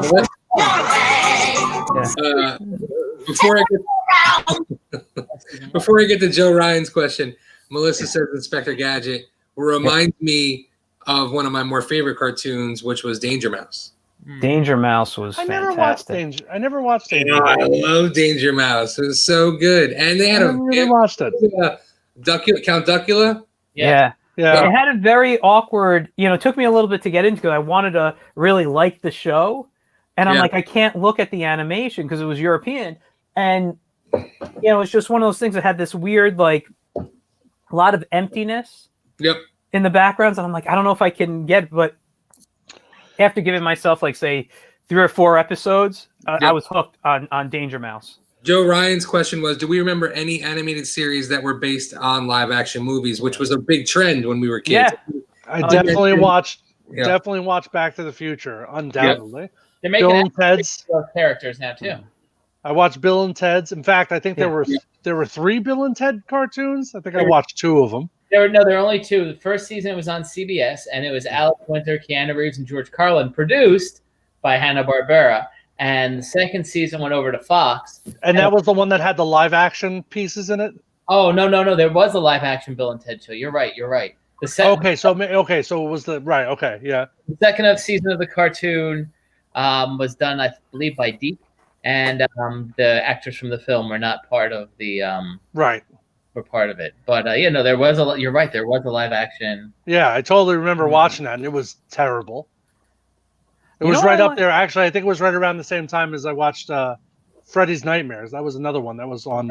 There's Friday the series. I mean, I actually enjoyed enjoyed the Mummy one. Did you guys remember when they did the Mummy based on the Mummy movies? The cartoon based on the Brendan Fraser. Yeah. Was it just called The Mummy? I think it was called The Mummy, right? I don't remember. I like that. We have Vicky Conklin says she used to watch Alf. I loved that cartoon too. Yep. Greg says Karate Kid cartoon. Yep. Ren and Stimpy. Ren and Stimpy, but that wasn't based on a movie. But Ren and Stimpy, I will say this, took me a long time to like. I've always been more attracted to clean line art and things. So going into those like gross, close-ups of like boogers hanging and things like that. God, I was like, this is gross to me. I don't want to see it. So I didn't really watch it when it ran in syndication, but I did get my hands on a couple of videotapes later on in life. And I said, I got to give this a try. This is when I was studying animation. I'm like, I got to see what was the big deal about it. And I finally understood. And the close-ups of like the hairy mole with the oh my God. That used to crack me up. Yeah. Stupid kid. Yeah, no, that my other live action, Teen Wolf. I don't know if you guys watched Teen Wolf. I loved the Teen Wolf cartoon. I know it was bad. It was a terrible cartoon. It was terrible. It wasn't a movie, but Chuck Norris had his own cartoons in the Karate Commandos. And also Jackie Chan, right? Jackie Chan's. That was a cartoon, Jackie Chan Adventures. You had Rambo and the Forces of Freedom. Yeah. Oh yeah, which was like, I could see this as a cartoon. The movie was about a Vietnam vet that came back to back home with, with depression, anxiety, and post-traumatic stress syndrome. This is a great children's. Did you know that in the original First Blood movie, the original ending was him killing himself? Actually, I think the original ending was. That's how the book ends. That's how the book ends. Yeah. Yeah, I thought it was what's his name killing him. No, he takes the gun and Rambo pulls the trigger. Yeah. So they were like, wait, we want to make sequels about this. And I gotta say, as a kid, Rambo was probably one of my favorite trilogies. Oh, that's a great movie. I still have to see not the latest one. I actually caught it while I was sick on demand or whatever.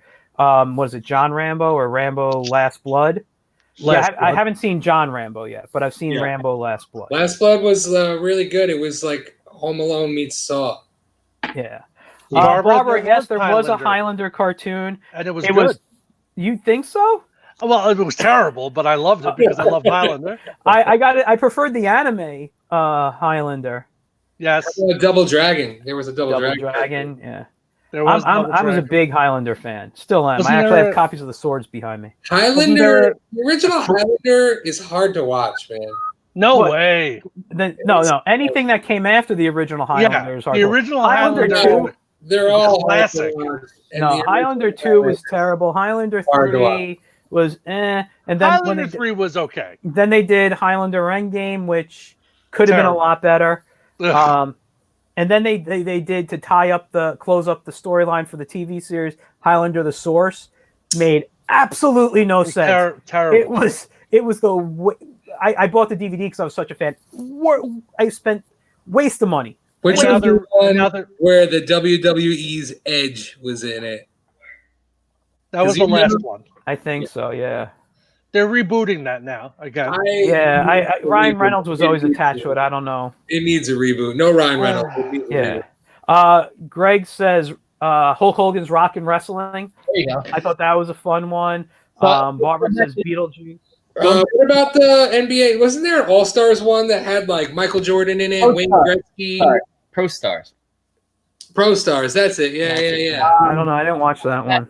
So Teen Wolf ran for 2 seasons. Apparently, Shout in 2017 was supposed to release the entire animated series on DVD, but there was a problem with legal issues, so it is delayed indefinitely. That's it. Because even though the show is terrible, I would have bought it for the nostalgia. I would have bought it. And that theme song was so fun. Because it would have only been like $10 for the 2 seasons. They would have put it out dirt cheap. What about Galaxy High? Oh, I loved Galaxy High. Galaxy Rangers. Galaxy That was a good Rangers. show. Yeah. Gravedale High. Well, yes, that's of course we love Gravedale High. By the way, if you love Gravedale High and Rick Moranis, if you haven't watched Prop Culture yet on Disney Plus, watch that because there's a great interview with Rick Moranis. Yeah. Did anybody watch Prop Culture yet? Yeah, No. so I've watched the whole series. Oh, of course, my favorite episode. Can you guess what my favorite episode is? Because I lived it. I'm just gonna tell you. I showed Dawn the clip today, and Dawn's like, "That would drive me crazy." And I said, "I lived that moment." I'm gonna guess it's the Muppets. It is not the Muppets. Then your favorite episode that you lived? It can't be Honey, I Shrunk the Kids because I don't see. I lived and experienced the same thing that the host experienced. You know exactly what I'm talking because and 100% to a T, not a performance, real life. There. I got to think of all the stuff. The second episode. The second episode, I don't remember what that was. I'd have to look up what that episode was. Bob, the bunny hat and a bow tie. It took like this. There's a lot of good things coming up. Honey, I Shrunk the Kids, Beethoven, Droids, Clerks, Beetlejuice. Don't forget the Ewoks cartoon if you're mentioning droids. Vinny, weren't you just? Yeah. I'm looking it up, dude. I don't remember. I'm blanking. He's guessing. Vinny, didn't you say something about Clerks? Episode there, buddy. Bar mentioned Clerks, but there's a Clerks. No. Yeah, didn't you say that Clerks might be in the? Is coming back. There wasn't Honey, I Shrunk the Kids live action series. Grassia, you don't know what it was? It was Tron. I'm looking up. Tron. That was the second episode. No, second to last episode. Who Framed Oh, Roger? Mike, just fucking say it. Roger Rabbit. Yeah. Because because you hung out with Charles Fleischer. Jesus Christ. And let me tell you, if you go back, watch Pop Culture because everything you see with Charles Fleischer in that last 5 minutes of the show, that is 100% who the man is. He's a genius. He's hilarious. He's the best. It was really because before Mike had a thing for Rosario Dawson, he had a thing for Jessica Rabbit. Just saying. Oh, Roger Rabbit. Boy, oh boy. Anyway. Charles Fleischer, great in Demon Knight. Loved him. I'm not a horror guy, but Demon Knight I actually enjoyed. Oh, Demon Knight. Sure. I love Will Sadler. It's like I said this, I think, last week. He's one of my favorite character actors, man. I love him. He is so great. Yes, there was a Honey, I Shrunk the Kids animated series, wasn't there? Oh, no, there's a live action series with Peter Scolari. Yeah. Yes. That's what it was. And there's a sequel being made with Josh Gad. Oh, really? Yes. Isn't Rick Moranis involved in it somehow? He is involved in it. But yeah, I remember reading about that. Growing up. So. Oh man, there's so many Brave Star. There's so many great cartoons. Yeah. Brave Star was great. That actually She-Ra was the last one Filmation produced officially, but I think Black Star was the last one that Brave Star was the one that aired last of the Filmation cartoons. Jason the Wheeled Warriors, Silver Fox, so good. Bionic 6 we mentioned earlier. I love that. You know what I really like? I don't get. Not a lot of people like it. Defenders of the Earth. Defenders of the Earth was I good. love a Defenders of the Earth live action movie. I would, and DVD that has it has a whole bunch of really crap cartoons on it, and Defenders of the Earth is on it. Defenders of the Earth. Do I have it right? Sky Commandos. I bought it just because it had. Yes, there's going to be a Gremlins animated show. I bought this disc because it had the Hagar cartoon and the Blondie. I love the Hagar cartoon, and I don't know if you know, he's voiced by Optimus Prime. Peter Cullen is Peter Cullen. I like the. I remember I watched Asterix for a while. Captain Planet is great. This is one of my favorites of all time, Dungeons and Dragons. Why? I don't understand why when they made the movies they didn't just make a movie of the cartoon that was on, because that was phenomenal. Hollywood Because Hollywood. And you know what? I love, even though it's not animated, I love that they have the little radio show they did on here to talk about the final episode because it never got made. Yeah. Let's see what I have here. Let's see what Mike has there. Okay. What don't I have here? I love Mike's collection. It's also called Netflix. I just log into something. Yeah. There we go. Yeah. I remember Alf. We watched Alf. Series, Ryan. Complete series. Dun, dun, dun, dun, dun. I really enjoyed the Back to the Future cartoon with the with Doc Brown's kids. Oh, come on, everybody! Listen. Now, which version? Now, okay, so I'm gonna ask you this question: when you watched this, which did you prefer to see? Did you watch this? Did you like Heathcliff or did you like Riff Raff and that? I liked when Heathcliff was was part of the Marmaduke Hour. Yes. I preferred it that. I mean, the Heathcliff cartoon is fine. Heathcliff actually is one of my dream comics to draw. Like if I could get that single panel Heathcliff cartoon, although they keep that in the family. What? I liked Riff Raff and Hector and Mongo. Yeah. So is that one? Remember, so we're talking about Defenders of the Earth. So, and you can go online. This this was like some budget DVD, but it has. But how many episodes? It has Defenders, but it has like so many other. So it has Defenders of the Earth is one disc. The other disc is Beetle Bailey and Crazy Cat cartoon. I got those. I never watched those. Neither did I. Well, they're from the 60s. Right. And they're kind of terrible, very bad animation, really bad jokes, but they are the essence of the characters are there, so they're good in that sense. You know Hanna-Barbera did the Plastic Man with Hula Hula there? Yeah, Plastic Man Comedy Hour. I never watched. I have that somewhere. I never watched Felix. Yeah, I didn't really watch that either. I watched a little bit of Felix here and there. We talk about Plastic Man. I'll pull this out of the archives. Yeah, I got. Oh, here it is. Mike, about 5 minutes and then we're shutting off. It's 10:15. I got the Plastic Man DVD right there. Oh, that's cool. Yeah, so that's was a fun there? one. I don't know. There might have been a Cuber. Barbara's asking if there was a Cuber. Yeah, there was a Cube. There was a show. Baby Plas. Well, this is the Bell. Yeah. From cool. What's that on the bottom there? Now I don't know. Just talking about Kubert real quick because I know we're going to end soon. Oh, Michael Bell, the voice actor. Cool. I don't know if Kubert had his own half hour, but there was a Saturday morning they had a series of. That's awesome. Duke, yeah, right there. I got a Michael Bell print hanging up. I met him at Garden State Comic Fest. Nicest guy ever. Yeah. But the Kubert cartoon, I don't know if it was its own half hour. I don't remember. Yeah, it was, because they also had Rubik's Cube. They had laser tag. It was like a block of these things. Rubik's Cube, laser tag, not on that. So okay, hold on. Hold on. Let me finish. But there was Mike Lopez is getting very excited about all of this. Rick Moranis, Gravedale High, right there. Probably signed by Rick Moranis as well. No, but there was a series I loved in the 80s called Saturday Supercade. That's where Kubert. Yes. That's what I was going to tell you. Kubert. Okay, so and that was produced by. It was a joint thing with Hanna-Barbera and Ruby Spears. Kubert was a part of that show. Laser tag, and what was the other one you said? It was a separate thing. The Rubik's Cube. Rubik's Cube was on ABC. Saturday Supercade was an hour show that was on CBS. And the first season consisted of Donkey Kong, Frogger, Kubert, Pitfall. Yeah. And, Pitfall, totally. And I know there's probably one other one. Second season, they brought in Space Ace. And they brought in Donkey Kong Jr. Yeah. I also remember Pole Position. That was a good cartoon. Yes. And then also Captain N. The Game Master. And then also the other Nintendo series that had was it Zelda was separate? It was Zelda. Zelda had its own. It was they had the Super Mario Brothers Super Show, and on Fridays I believe they showed Zelda instead of a Mario cartoon. Right? They were a Speed Racers fan. What? Who's a Speed Racer fan? I kind of am, but it's not my favorite.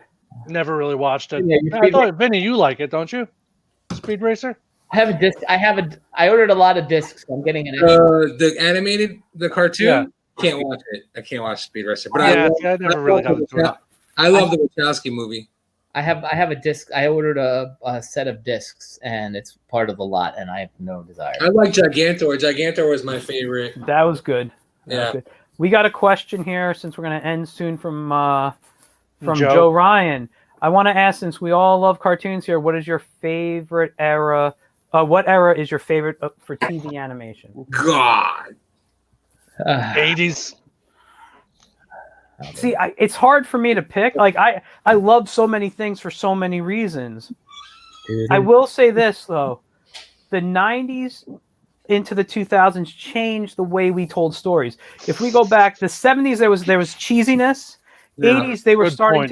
to develop and get better. But like once Batman the Animated Series came out, Good and point. the storytelling was like, wow, we could do so much.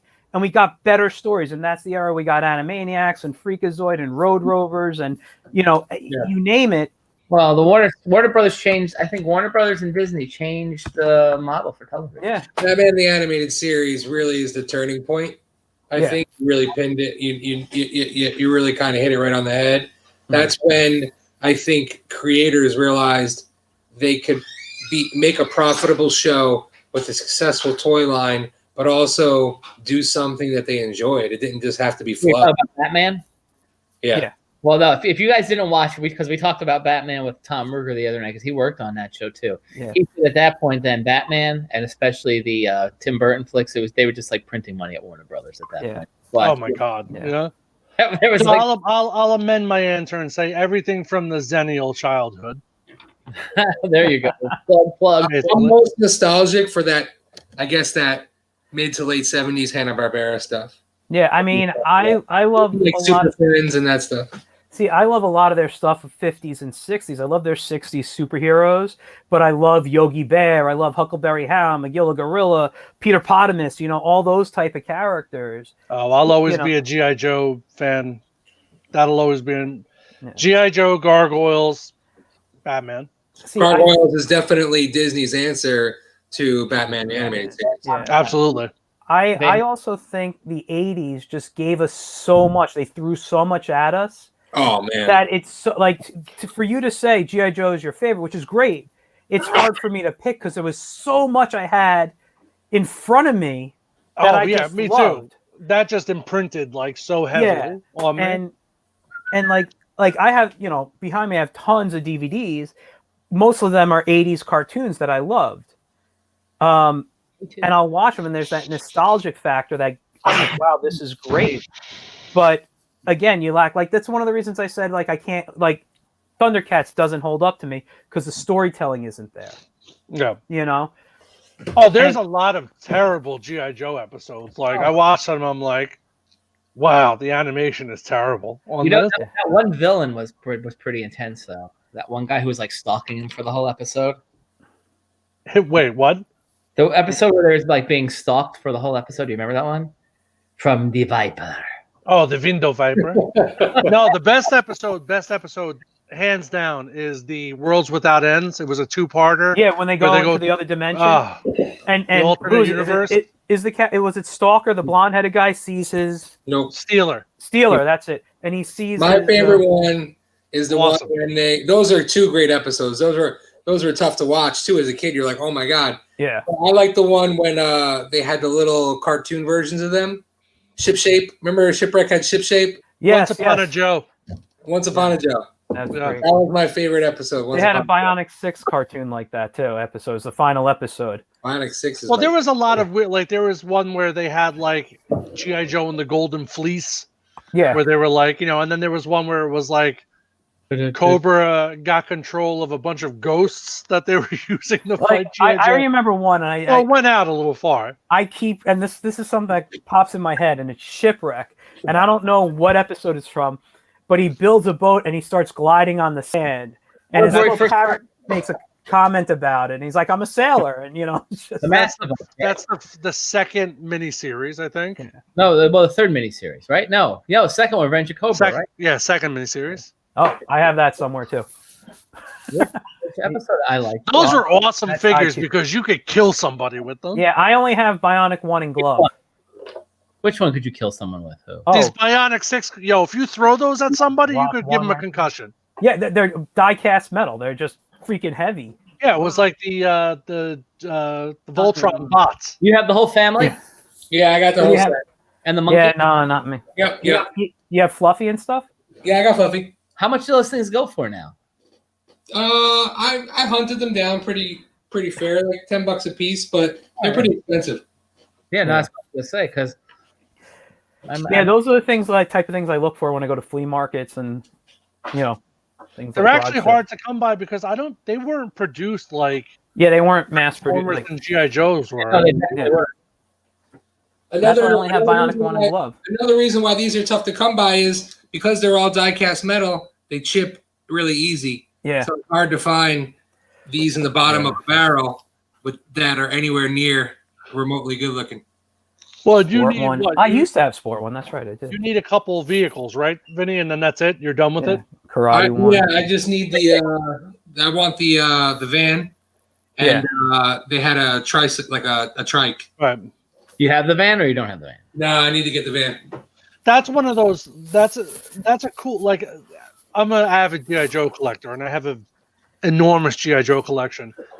It's hard to collect for GI Joe, Transformers, and Teenage Mutant Ninja Turtles and Star Wars because they're so enormous. You can collect for Bionic 6, Jason the Wheeled Warriors, a lot of these small lines because Exo Squad, because you're only getting, a couple dozen toys. Right.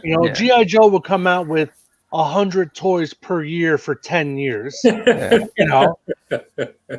it's like Bionic 6, you got the 6 villains, 2 vehicles, and you're done. That's how I felt about the Mask toy line too. I had a bunch of Mask as a kid, but then it expanded and Mask got big. When it first came out, I mean, it had like 5 vehicles or something. Yeah. And I think Boulder Hill.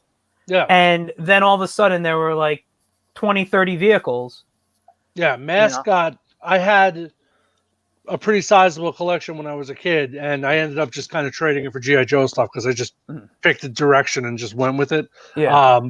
But there's so many new toy lines too. I mean, I know this is getting off the subject, and we're trying to wrap up the show, but like all the DC Direct figures are just awesome. Like there's so many of those that I would love to buy. All the NECA figures. Yeah.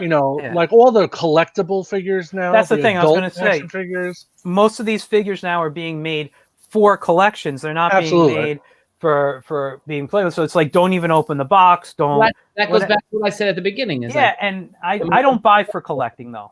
Me neither. Not at this point. If I want something, like I said, I have my Scrooge McDuck still in the box because he's got a lot of pieces. I don't want to ruin it, but I don't buy to keep stuff in the box. Like GI Joe stuff, I'll take something. If you guys have a Snake Eyes 1983 Snake Eyes carded, I'll take it. I wouldn't say no to it, but I'm not going to go out of my way to buy carded stuff because I like getting the things with broken thumbs and stuff because they, it shows that they were loved. People played with these things. It's got a soul, Yeah. Hold on one second. I want to look something up on Instagram and ask you if you follow it. So after we reboot Black Star, can we reboot Bionic 6? Absolutely. That's got to be in the works. It's somehow. a shame that Bionic 6 still hasn't even got remastered. Like you can only find it on YouTube, and it's grainy VHS copies. It's terrible. Yeah. That's got who owns that? That was that a who was the maker? Was that a Mattel? I don't know, but let's option it. Let's see if we can get the license. It's probably really cheap. MPA Universal. It's probably owned by Universal still. Yeah. So because originally it was supposed to be $1 million. Like it was supposed to be the $1 million, like the $6 million man. Oh yeah, but the also and the Bionic woman, and they have a family. The problem is the word bionic is like trademarked and copywritten because of the Bionic Man series, and they had to pay a lot of money to be able to use that in the title of the show and to use it throughout the series, from what I understand. And that might be something stopping them from rebooting Bionic 6, the cost of things like that. And that happens a lot with these shows. I can't find it, but there's a 80s like photo type of channel I follow on Instagram. And Classic battles. is maybe that's it, and they set up GI Joe figures constantly. Plastic Battles, yeah, I follow them. And that's He does cool stuff. Yeah. So My wife actually found him and was like, "Oh, you need to follow this guy," and I was like, "Wow, this is awesome." Yeah. So anyway, that about wraps it up. It sounds like everyone took a nice sigh just now and was like, well, I want to go get something to drink. So no, your tagline is like, I'm ready to have a snack. You always say that. That's why I am ready to have a snack. And it was Barbara's birthday, and we have some birthday cake, and I'm gonna go eat it. So that's gonna be your snack. All righty, everybody. So thanks for everybody who tuned in and participated. Joe Ryan's like my new best friend. He's got a Transformers figure display case. I love that. He's got post some photos on our IncrediCon page so we can check out your collection. And also your address and what time you're not going to be home. I guess we should say and actually, you know what? That's good. We can have 6 people in here. So Monday. Thank you, Joe. Vinny and Ryan, if you guys want to join us, because I know you mentioned about this. We're going to have our good buddy in Noel McNeil in. So if you guys want to pop back with us. I think me and Vinny just looked at each other like, who's that again? Would it be weird that I still have my Big Bird picture frame from when I was an infant from my... No. Noel was Bear in the Big Blue... Noel was Bear in Bear Big Blue House, Great Space Coaster, Between the Lines, Puzzle Play, Sesame Street, Muppets. But I know you guys, because Grassia and I, we've hung out with Noel, and we've talked to Noel so many times. It might be fun, because Noel worked on the infamous TMNT 3. So you guys have some questions about production-wise. Oh, I'll have to watch it again, man. I can't watch that one again. Run a couple of tears for the faces, but we're gonna have to watch those 3 movies as a kid 1,000,000 times. I know. I remember going to the theater and seeing that first one and being psyched. Yeah. Oh, psyched! Like, and then also I remember like it was the greatest movie that ever happened. Maybe like 4 years ago, finally realizing that when Danny first goes to the warehouse with all the kids, the kid that introduces him to everyone is Sam Rockwell, who is an awesome actor. Who would make an awesome Joker? Just saying. There's enough friggin' Jokers. My God. Well, he would make an awesome Joker. That's another thing. We need to do a night where we talk about Batman movies and how to make a good Batman movie, because I don't think we've ever had a truly good Batman movie. I absolutely agree. We almost did. And if Willem Dafoe didn't already play the Green Goblin, man, his face is made to be a Joker. Look at that smile. It's crazy. We will do a night of Batman. We will talk about casting. Save it for Batman. I'm fading here. Monday, join us. Noel McNeil, Big Blue House, Teenage Mutant Ninja Turtles 3. It's gonna be fun. Watch it out. Share all of our other things. Go back, watch Tom Ruger, Scott Shaw. We got to get Marty back on here. Lots of cool things. Also, we're gonna be bringing in. We have another friend of ours. Who's done a lot of the shows with us. She's going to be joining us on some of these IncrediChats too. So we have a female perspective in it too, because with a bunch of guys talking now. We want to talk with the ladies too about Phantom and all that stuff too. So we want to talk to the ladies and find out how much they love Batman as well. No, we'll be surprised, right? So all right, guys, we will see you all next time on IncrediChat. All right. Bye, everybody. Thank you, everybody. All right. Bye, guys.